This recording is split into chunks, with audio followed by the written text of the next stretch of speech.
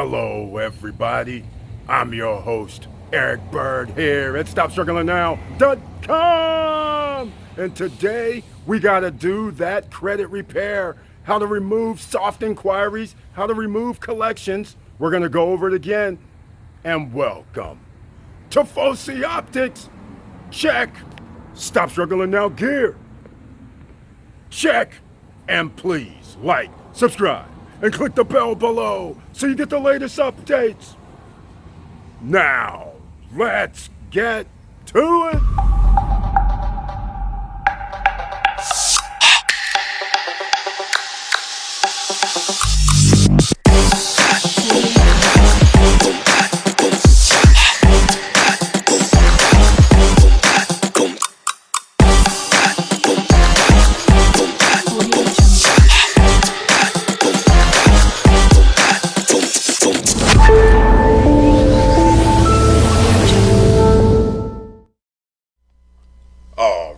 Welcome back. And as you can see, we're on the Stop Struggling Now YouTube channel page, and I want to thank you for being here. So please share the videos. This will help other people. You'll notice a join button over here on the right hand side. This helps you become a member of the channel, and under the community tab you receive 1 or 2 videos per month specifically for members only, and then you receive special messages under the community tab as well for investments and other type of investments during the month that I actually do. You guys know about it firsthand.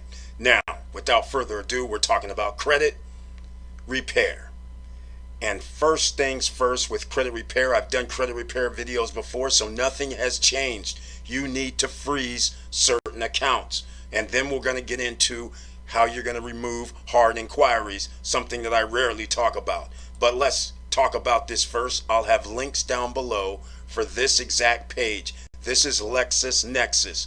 You need to freeze your account before you do any credit repairing. The reason why, the credit bureaus actually refer to them, they send them a message and try to verify. Then you'll get a message saying it's been verified, but it's only been verified because it's in their database as well, which is another credit bureau, LexisNexis. All right. So here you go into your opt-out form, so then you can freeze the account, so then that way the credit bureaus, which are Transunion, Equifax, and Experian, can't send them a letter to get your information. It'll be blocked, so now they can't verify anything. That's the simplest explanation I can give. So down below I'll have the LexisNexis opt-out form for you.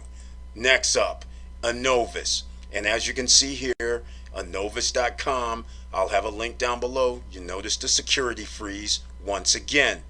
Or you can actually do dispute resolution. But I'll quickly say, we don't really want to do anything online. What you want to do is you want to use dispute letters whenever you're disputing any information. But again, first we have to freeze these 3 credit bureaus. All right, some can do it instantly, others may take a moment. Sometimes with the next one I'm talking about, SageStream, even though you can security freeze here, opt in, opt out, sometimes they make you write in and they might ask you for your ID. But you can try online, and you can also mail into all of these companies as well, LexisNexis, Innovis, and SageStream, to tell them to freeze your account. But you're usually going to have ID, social security card along with it. All right. Or you can do it online, and it is not instant. Sometimes it can take anywhere up to 30 days. So you cannot just put this freeze here today and then start sending in a dispute letter tomorrow, because it may not have been frozen at this point. So generally I always say wait 30 days minimum before you start disputing any information off your credit report. Okay? Now, a lot of you may be going, I don't know anything about dispute letters. Well, you can send me an email at eric@stopstrugglingnow.com, and I will give you free dispute letters. Okay? There's a 3-step process in the dispute letters. I give you sample 1, sample 2, sample 3. You're going to need your account numbers, okay, of the items on your credit report. They have an account number. You're going to have to reference that. You're going to have to reference the name, who's holding that collection, for instance, let's say. You're going to have to know all that information and put it in the sample letters. I'm going to show you a 604 letter from the Fair Credit Reporting Act, and I'll have a link down below for this as well, a credit report dispute form. You can use this form if you want. Okay, so now you have two ways you can go. I'll give you the free dispute letters. Mine are a little different than this one, but I've never tried these, but they're online and it's free. You can see how it's formulated, nothing special, and it has Experian, Equifax, Transunion supplied information. And you can see here creditor account number, just what I was saying. Where do you get that information? Your annualcreditreport.com, for instance. That's free. Yes, I know a lot of people might use Credit Karma, but Credit Karma sometimes doesn't have the full information, and they only do 2 credit bureaus. So therefore, you're going to have to get your one free annualcreditreport.com or get Identity IQ and do the trial for 3 to 7 days, and then you can pull off your report that way for free. All right, so that's another way you can do Identity IQ. That's what it's called. And I'll have a link down below to this 604 credit repair. Now, when we start talking about removing hard inquiries, you can sometimes, well, first I have to preface this. If you already have credit from and you have a hard inquiry from somebody that gave you credit, you do not try to dispute that and remove it from a hard inquiry. If you try to do that, they could close your account. All right? So it's only accounts that did not give you credit or issue you credit. That's the only ones you can dispute. Those are the only ones that somebody might have tried to fraudulently use your account or credit. That's the only ones you can remove. Okay?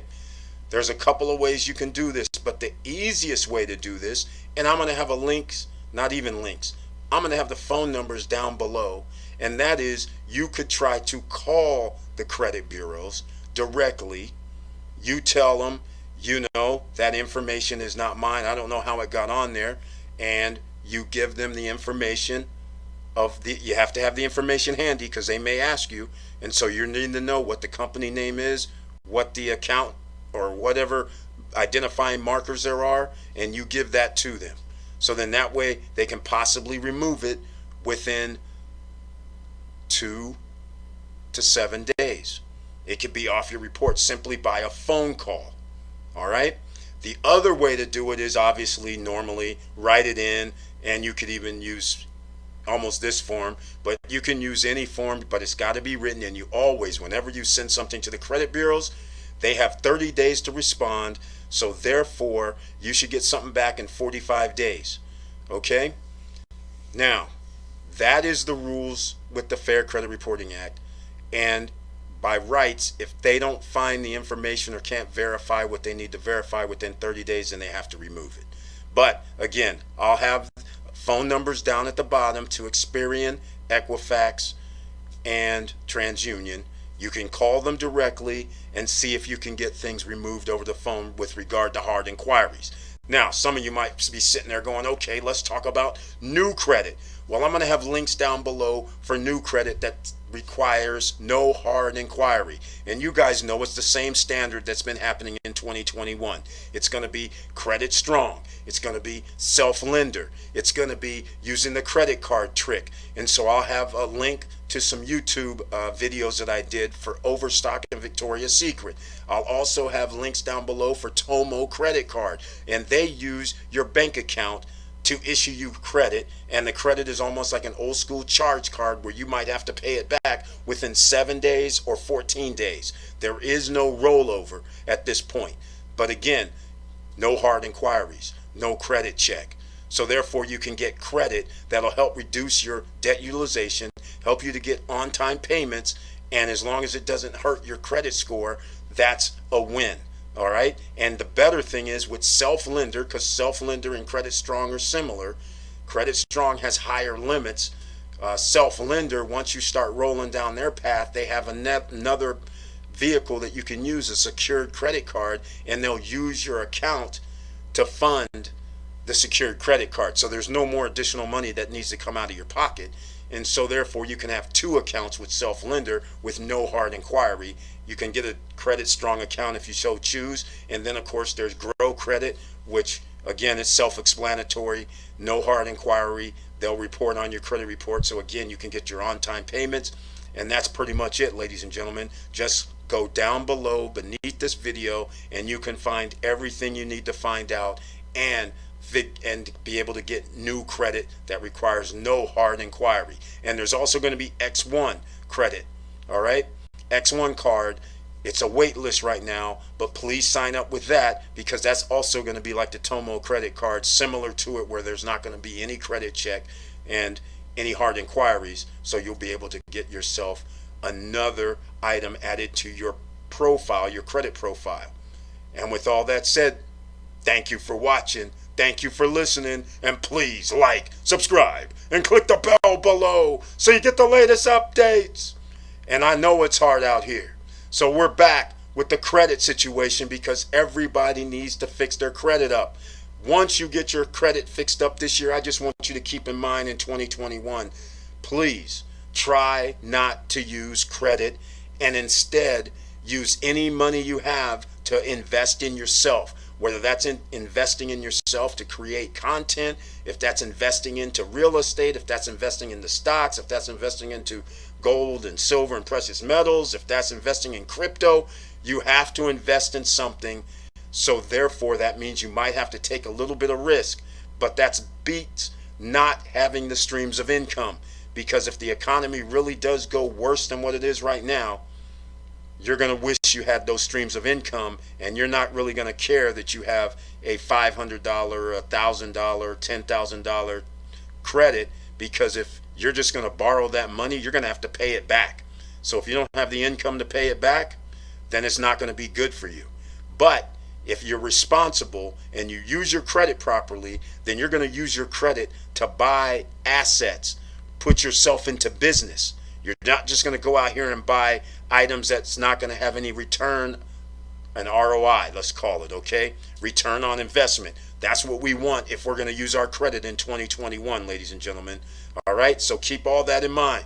And with that said, keep your head up, keep moving, and I'm out.